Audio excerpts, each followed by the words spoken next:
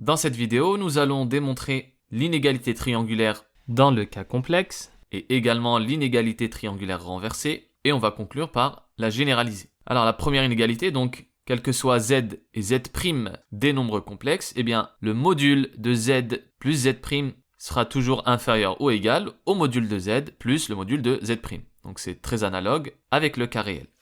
Alors pour la démonstration, on va utiliser trois rappels. Donc le module de z au carré, c'est z fois son conjugué z bar. Le deuxième point, c'est la somme de z plus z bar, c'est 2 fois la partie réelle de z. Et enfin, la partie réelle d'un nombre complexe z sera toujours inférieure ou égale au module de z. Ces trois petites propriétés, vous les avez forcément démontrées en cours et je vous invite à les redémontrer si besoin. Donc on va considérer deux nombres complexes z et z'.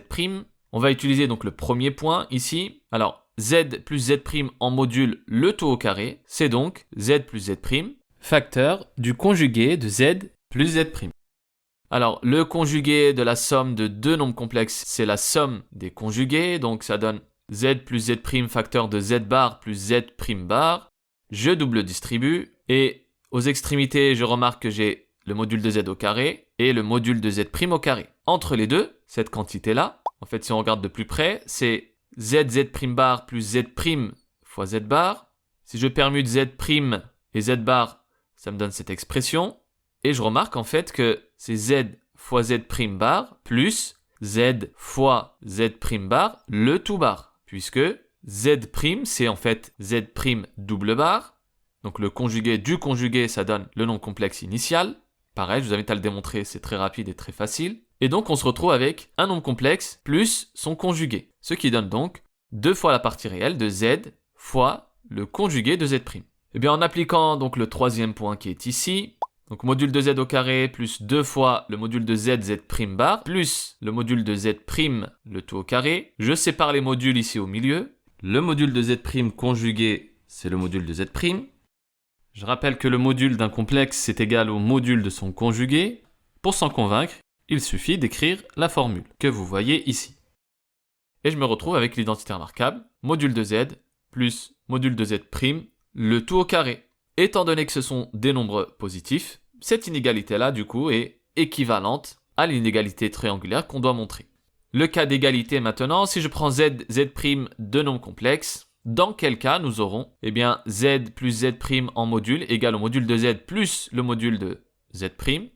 Pour le trouver, alors cette égalité est équivalente à celle-là par passage donc au carré. Je développe de part et d'autre ce qui est équivalent à cette égalité. Je simplifie de part et d'autre le module de z au carré, le module de z' au carré et également le 2. On se retrouve avec la partie réelle de z fois z' fois le conjugué de z' égale au produit des modules de z et de z'. Mais le module de z', c'est égal au module du conjugué de z'. On l'a vu tout à l'heure. Donc ceci est équivalent à cette égalité. Enfin, on obtient que la partie réelle de z fois le conjugué de z', ça vaut le module de z fois le conjugué de z'. Ceci signifie que la partie réelle du nombre complexe z fois le conjugué de z', c'est un nombre qui est déjà positif, puisque c'est égal à un module qui est forcément positif. Donc ça équivaut à z fois z' bar, un nombre appartenant à R+. Alors pour s'en convaincre, je rappelle que le module d'un nombre complexe, c'est la racine carrée, donc de sa partie réelle au carré, plus la partie imaginaire au carré. Comme la partie réelle de z, z' bar vaut le module de z, z' bar, ça veut dire que le nombre complexe n'a pas de partie imaginaire. Et comme la partie réelle est égale au module, ça veut dire que la partie réelle est positive. Donc z, z' bar appartient à R+.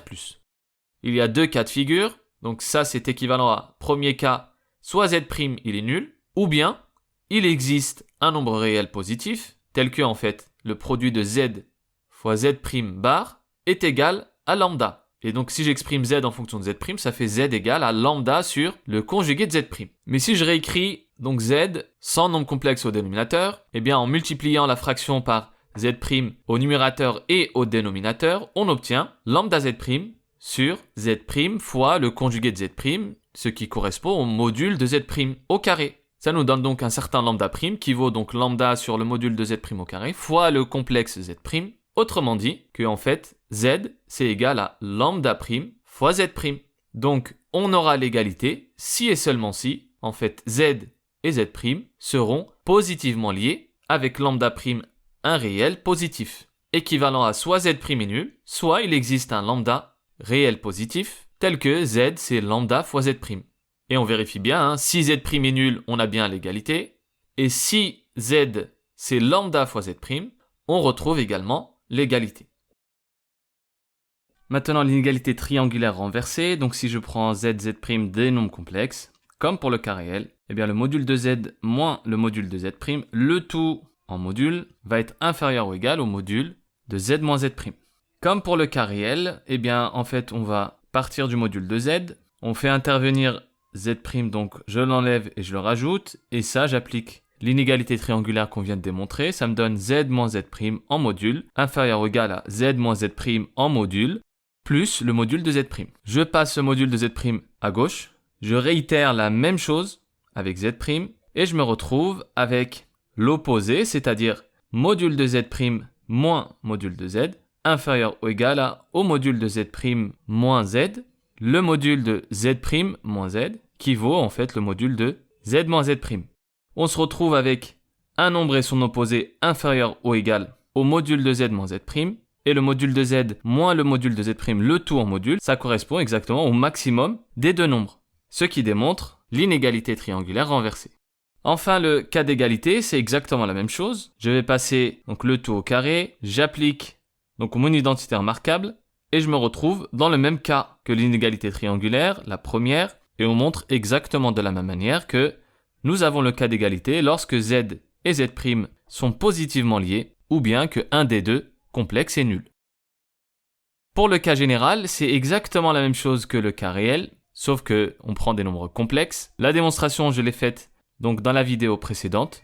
Je vous la mets en description si ça vous intéresse, et on aura démontré donc toutes les inégalités triangulaires dans le cas complexe. Voilà, c'est la fin de cette vidéo. N'hésitez pas si vous avez des questions. Bonne journée, bonne soirée.